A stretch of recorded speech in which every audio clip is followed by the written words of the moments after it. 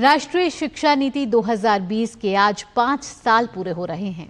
इस मौके पर आज नई दिल्ली के भारत मंडपम में अखिल भारतीय शिक्षा समागम का आयोजन किया जाएगा, जिसमें शिक्षा नीति के प्रावधानों के मुताबिक कई नई पहलों की शुरुआत की जाएगी।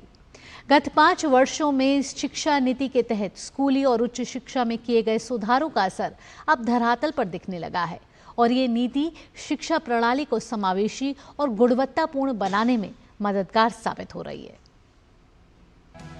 राष्ट्रीय शिक्षा नीति 2020 ने प्री प्राइमरी से लेकर विश्वविद्यालय स्तर तक की शिक्षा में क्रांतिकारी बदलावों का रास्ता साफ किया है। शिक्षा नीति लागू होने के 5 साल बाद इस नीति के विभिन्न प्रावधान धरातल पर दिखने लगे हैं। प्राथमिक शिक्षा की बात करें तो पहली बार प्री प्राइमरी शिक्षा को नीति के तहत शिक्षा प्रणाली का हिस्सा बनाया गया है। इसी के तहत केंद्र सरकार ने 3 से 6 साल तक के बच्चों के लिए बाल वाटिका नाम से प्री प्राइमरी कक्षाओं की शुरुआत कर दी है। देश के 4 लाख से अधिक स्कूलों में छोटे छोटे बच्चों को खेल खेल में पढ़ाई कराई जा रही है, जहां बच्चों के मानसिक, शारीरिक, सामाजिक और रचनात्मक विकास का पूरा ध्यान रखा जा रहा है। शिक्षा नीति की भावना के अनुरूप केंद्र सरकार ने जुलाई 2021 में निपुण भारत अभियान की शुरुआत की।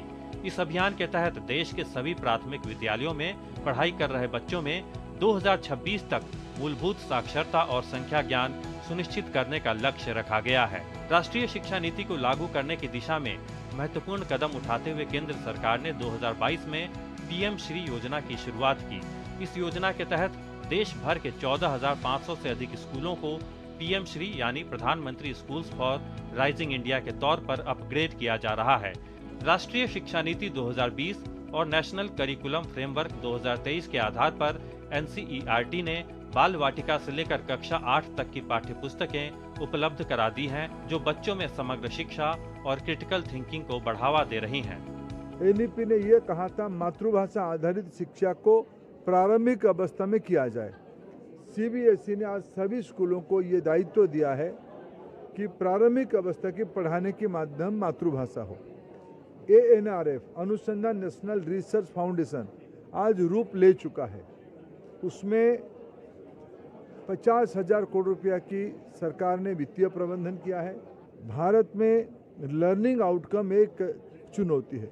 धीरे धीरे जो इन दिनों में रिपोर्ट आई है, भारत की लर्निंग आउटकम में इम्प्रूव हुई है। राष्ट्रीय शिक्षा नीति के प्रावधानों के तहत यूजीसी ने दुनिया के शीर्ष 500 विश्वविद्यालयों को भारत में कैंपस खोलने की अनुमति दी है।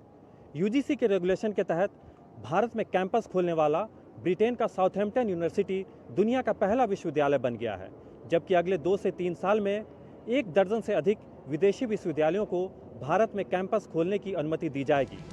राष्ट्रीय शिक्षा नीति के प्रावधानों के मुताबिक ही यूजीसी ने 2023 में भारत में विदेशी उच्चतर शिक्षा संस्थानों के परिसरों की स्थापना और संचालन से संबंधित रेगुलेशन को अधिसूचित किया।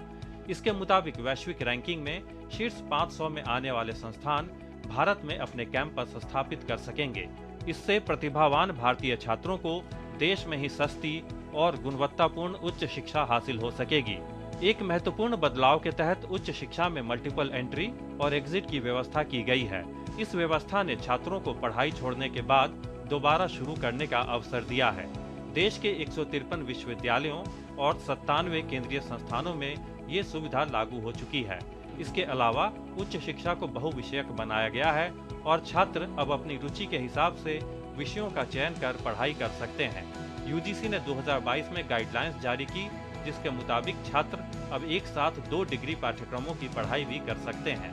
गत 5 साल में राष्ट्रीय शिक्षा नीति 2020 ने भारत की शिक्षा प्रणाली को अधिक समावेशी, नवाचारी और गुणवत्तापूर्ण बनाने की दिशा में उल्लेखनीय प्रगति की है। ये नीति छात्रों को जिज्ञासु, सक्षम और 21वीं सदी की जरूरतों के अनुरूप समर्थ नागरिक बनने के लिए एक सशक्त आधार प्रदान कर रही है। निशांत सौरभ की रिपोर्ट, डीडी न्यूज।